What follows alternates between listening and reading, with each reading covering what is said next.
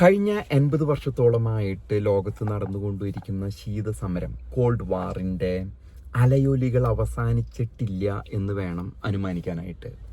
നമുക്കറിയാവുന്ന പോലെ ആ ഒരു യുദ്ധത്തിന്റെ ഭാഗം സോവിയറ്റ് യൂണിയൻ 80കളുടെ അവസാനം നശിച്ചില്ലാതാകുകയും 90കളുടെ തുടക്കത്തിൽ റഷ്യ മാത്രമാകുകയും ആ രാജ്യങ്ങൾ ഭിന്നിച്ചു പോവുകയും ചെയ്യുകയും അമേരിക്ക മാത്രം ലോക പോലീസായിട്ടും അതിന്റെ നേതൃത്വം കൊടുക്കുന്ന ഒരു സ്ഥിതിയാണ് നമ്മൾ കണ്ടുവന്നത്.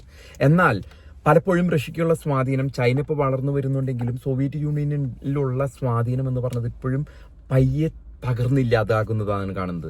അതിന്റെ മാറ്റൊലികളാണ് നമ്മൾ കണ്ടുവരുന്ന പല ഇതുകളിലും. ഇപ്പം സിറിയ പിടിച്ചെടുത്തതായാലും ഇറാനിലെ ന്യൂക്ലിയർ ബോംബുകൾ നശിപ്പിച്ചത്, അവസാനമായിട്ട് വെനിസ്വേലയിലെ മദുരയെ പിടിച്ചുകൊണ്ടുവന്ന് വെനിസ്വേലയിലെ മദുരയുടെ ഉറപ്പ് എന്ന് പറയുന്നത് റഷ്യ സംരക്ഷണത്തിന് വരും, അദ്ദേഹം അവരുടെ കുറെ ആയുധങ്ങളൊക്കെ വാങ്ങിയിരുന്നു. എന്നാൽ വെനിസ്വേലയിൽ ക്യൂബൻ സോൾജേഴ്സ് 32 ആൾക്കാർ അതെങ്ങനെ മരിച്ചു എന്നുള്ളത് നമുക്കറിയില്ല. Cuban soldiers. അപ്പൊ ഈ ശീതസമരത്തിന്റെ ഇതിലേക്ക് ചെല്ലുമ്പോ ക്യൂബയില് ഫിഡൽ കാസ്ട്രോ നമുക്കറിയാം. അതിനുശേഷം ഫിഡൽ കാസ്ട്രോയ്ക്ക് അവസാന കാലഘട്ടത്തിൽ അദ്ദേഹത്തിന്റെ അനിയൻ റാവുൾ കാസ്ട്രോയ്ക്ക് അധികാരം കൈമാറുന്ന ഒരു സ്ഥിതി വരികയും അതില് ഒരു മധ്യസ്ഥത്തിന് വേണ്ടിയിട്ട് ഇടകൊണ്ടത് ഫ്രാൻസിസ് മാർപ്പാപ്പയായിരുന്നു.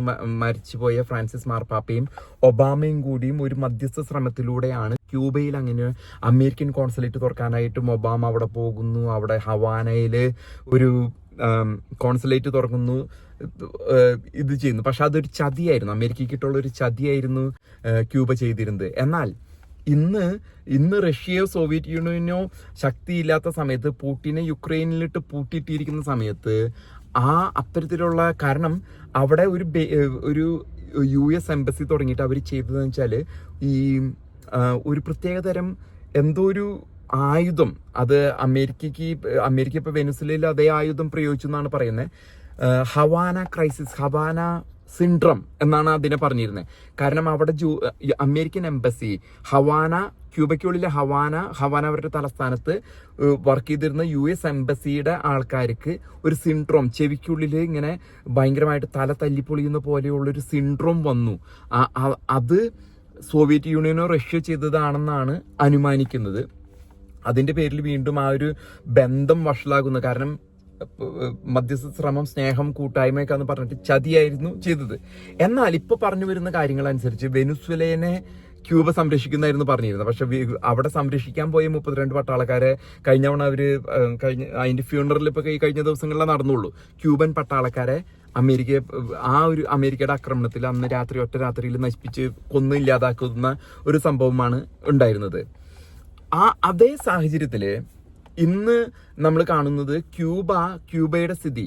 കാരണം ട്രംപ് സ്കെച്ച് ചെയ്ത് വെച്ചിരിക്കുന്ന ഒരു രാജ്യങ്ങളിൽ കൊളംബിയ, അവിടെ ഗുസ്റ്റാവോ പെഡ്രോ എന്ന് പറഞ്ഞ ഒരാള് കൊക്കൈൻ വിറ്റ ജീവിക്കുന്ന ഇവര് രാജ്യങ്ങൾ അമേരിക്കയിലെ യുവജനതയെ നശിപ്പിച്ച് അവർക്ക് പ്രലോഭനമുണ്ടാക്കി ഡ്രഗ്സ്, കൊക്കൈൻ പോലുള്ള ഡ്രഗ് കടത്തിവിട്ടാണ് അവിടുത്തെ രാജ്യം തന്നെ നടന്നു പോകുന്നത്. ഈ ഡ്രഗ് കാർട്ടൽസ് ഒക്കെ അവരുടെ ആസ്തി എന്ന് പറഞ്ഞാൽ ഒരു 10-50,000 കോടി രൂപയുടെ ആസ്തിയാണ്. അതിൽ ഒരാൾ ഇപ്പൊ അമേരിക്കയുടെ ജയിലിലുണ്ട്, വലിയൊരു ആളായിരുന്നു. പിന്നെ വലിയൊരു ഡ്രഗ് ഡീലർ ആയിരുന്നു. ഇപ്പൊ രണ്ടാമത്തവനാണ് മദൂരോ. പിന്നെ ഇപ്പൊ ഗുസ്റ്റാവോ പെഡ്രോ ഒക്കെ വെല്ലുവിളിക്കണ്ടായിരുന്നു, ഇപ്പൊ വെല്ലുവിളി നിർത്തിയിരിക്കുകയാണ്. ക്യൂബ സ്കെച്ച് ചെയ്തിട്ടിരിക്കുന്ന രാജ്യമാണ്. കൊളംബിയ സ്കെച്ച് ചെയ്താലും കിട്ടുമെന്ന് അറിയില്ല. പക്ഷെ കൊളംബിയയിൽ അമേരിക്കൻ പ്രസൻസ് മുമ്പുണ്ടായിരുന്നു ഡ്രഗ് മാഫിയനെ അടിക്കാൻ വേണ്ടിയിട്ട്. മെക്സിക്കോയുടെ അനുവാദം ചോദിച്ചിട്ടുണ്ട്. മെക്സിക്കോയിൽ ഒരു സ്ത്രീയാണ് അവിടുത്തെ പ്രസിഡന്റ്, ഷെയ്ൻ എന്ന് പറഞ്ഞിട്ടൊരു സ്ത്രീയാണ്. അപ്പൊ അവിടെയും അമേരിക്കൻ മിലിറ്ററി പോയിട്ട് ഓപ്പറേഷൻസ് നടത്തി ഡ്രഗ് കാർട്ടൽസിനെ വകവരുത്താമെന്നാണ് ട്രംപിന്റെ ആശയം. പക്ഷെ ഇപ്പൊ ഇറാനായിട്ട് ട്രംപ് എന്തോ അനുനയത്തിൽ എത്തിയെന്ന് വേണം കരുതാൻ. കാരണം അവിടുത്തെ യുദ്ധ സാഹചര്യം വിട്ടുഒഴിഞ്ഞ് ഇല്ലാതായിരിക്കുന്നു. കാരണം ഇറാഖിൽ ഉണ്ടായിരിക്കുന്ന ഒരു ബേസിൽ നിന്നും അമേരിക്ക പിൻവാങ്ങുന്നത്. അപ്പൊ ഇതൊക്കെ ഒരു കൂട്ടി വായിക്കുന്ന സമയത്ത് എന്തൊക്കെയോ അവരുടെ സെറ്റിൽമെന്റ് നടന്നിട്ടുണ്ട്. വീണ്ടും നമ്മള് ക്യൂബയിൽ വരുമേ, സോവിയറ്റ് യൂണിയന്റെ പതനത്തോടു കൂടി ആ ഒരു സംരക്ഷണ വലയം, ക്യൂബയുടെ സംരക്ഷണം, ഫിഡൽ കാസ്ട്രോ സൃഷ്ടിച്ച സംരക്ഷണ ഭീഷണി, ക്യൂബൻ മിസൈൽ ക്രൈസിസ് ഒക്കെ ഒരു കാലം, ജോൺ എഫ് കെന്നഡിയുടെ കാലത്ത് ക്യൂബൻ മിസൈൽ ക്രൈസിസ് ഉണ്ടായിരുന്നു. അപ്പോൾ അതൊക്കെ ഇല്ലാതായിരിക്കുന്നു എന്ന് വേണം നമുക്ക് മനസ്സിലാക്കാനായിട്ട്. ഒരുപക്ഷെ ക്യൂബൻ അധികാര കേന്ദ്രം ഒരു ഭയത്തിലായിരിക്കണം നിൽക്കുന്നത്. കാരണം മിയാമി എന്ന് പറഞ്ഞ അമേരിക്കയുടെ ഫ്ലോറിഡയിലെ സിറ്റിയിൽ നിന്നും വെറും 90 നോട്ടിക്കൽ മൈൽ അപ്പുറയാണ് ക്യൂബ നിലനിൽക്കുന്നത്. അമേരിക്ക എന്തും ചെയ്യാനുള്ള അധികാരമുണ്ട്. കാരണം ഇനി ക്യൂബയ്ക്ക് ഒരു സംരക്ഷണവുമായിട്ട് സോവിയറ്റ് യൂണിയനോ പുടിനോ വരാനുള്ള സാഹചര്യം നൽകുന്നത്. പുടിൻ ഇപ്പൊ വെറുതെ വായ കൊണ്ട് എന്തെങ്കിലും പറയുക എന്നല്ലാതെ ഒരു പ്രവൃത്തിക്ക് പോലും, ഒരു കൂടെ നിൽക്കുന്ന ഒരു രാജ്യത്തിനെ പോലും സംരക്ഷിക്കാനുള്ള ശേഷി പുടിനില്ല. ഒപ്പം നമ്മൾ കാണേണ്ടത് ഇറാൻ ക്രൈസിസ്, എനിക്കറിയാൻ സാധിച്ചത്, ഞാൻ ചില വ്യക്തികളുമായിട്ട് അധികാര കേന്ദ്രങ്ങളിലുള്ള ചില വ്യക്തികളുമായിട്ട് സംസാരിച്ചപ്പോൾ എനിക്ക് അറിയാൻ സാധിച്ചത്, ഇറാനെ അമേരിക്ക ആക്രമിക്കാതെ വിട്ടത് ഒരു മാധ്യസ്ഥ ശ്രമവും അവിടെ നടന്നിരിക്കുന്ന എർഡോഗൻ, ടർക്കിയിലെ എർഡോഗനും ട്രംപുമായിട്ട് അടുത്ത ബന്ധമുണ്ട്. അങ്ങനെ ഒരു മധ്യസ്ഥ ശ്രമത്തിലാണ്, എർഡോഗന്റെ മധ്യസ്ഥതയിലാണ് ഇറാനെ വെറുതെ വിട്ടിരിക്കുന്നത്. അപ്പൊ അതുപോലെയുള്ള ഇനി വീണ്ടും ക്യൂബയിലേക്ക് വരുമ്പോ ക്യൂബയെ അമേരിക്കയ്ക്ക് ആക്രമിക്കാന്ന് പറഞ്ഞു.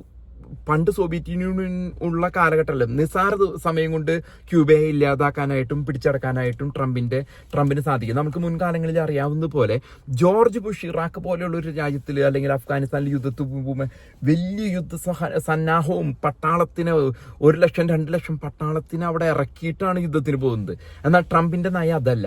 നമ്മൾ വെനിസുലയിൽ കണ്ടത്, ട്രംപ് അവിടെയുള്ള വൈസ് പ്രസിഡന്റ്, കാരണം അതൊരു സ്ത്രീയാണ്, ഈ മദൂരയുടെ വൈസ് പ്രസിഡന്റ് ഒരു സ്ത്രീയാണ്, ആ സ്ത്രീയുമായിട്ട് സെറ്റിൽമെന്റ് ആയതാ കണ്ടത്.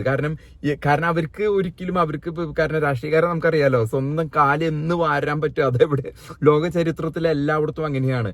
മദൂരനെ പിടിച്ചുകൊണ്ടുപോയി വെറുതെ വാക്കുകൊണ്ട് കുറച്ചൊക്കെ പറയുകയല്ലാതെ ഇനി ആ സ്ത്രീനെ വെച്ച് ഭരിക്കുമെന്ന് വേണം കരുതാം. വേറെ അവിടുത്തെ പ്രതിപക്ഷ നേതാവ് ഒരു സ്ത്രീയാണ്. അവർ വാഷിംഗ്ടൺ DC വന്നിട്ട് നോബൽ സമ്മാന ജേതാവ് ഈ മച്ചാഡോ നോബൽ സമ്മാനം ട്രംപിന് കൊടുത്ത ഒരു ഇതുണ്ടായി. കാരണം അവർക്ക് അധികാരമോഹമായിരിക്കാം. കാരണം ട്രംപിന് ആ നോബൽ സമ്മാനം കൊടുത്തിട്ട് അവിടെ വെനിസുലയുടെ അധികാരം, കാരണം ട്രംപാണ് തീരുമാനിക്കണം ആരാ കസേരയിൽ ഇരിക്കണമെന്ന്. പക്ഷെ ഇപ്പൊ പറഞ്ഞു കേട്ടോടത്തോളം അവിടെ ഉണ്ടായിരുന്ന ഉപരാഷ്ട്രപതി അല്ലെങ്കിൽ വൈസ് പ്രസിഡന്റിനെ വെച്ച് വെനിസുലേനെ എന്ന രാജ്യം നടത്താനായിട്ടാണ് ട്രംപിന്റെ പ്ലാന്. ഒപ്പം തന്നെ അവിടെയുള്ള ഓയിൽ കമ്പനികൾ, ഇപ്പൊ ഷെവറോൺ ആണ് അവിടുത്തെ ഏറ്റവും വലിയ മെയിൻ ഇൻവെസ്റ്റ്മെന്റ്സ് നടത്തിയിരിക്കുന്നത്, അമേരിക്കൻ കമ്പനി ഓയിൽ. അപ്പൊ ആ ഓയിൽ ഉപയോഗിക്കാനും അത് മാർക്കറ്റിൽ വിറ്റ് അതിന്റെ ഒരു പങ്ക് പറ്റാനും ട്രംപിന് മോഹമുണ്ട്.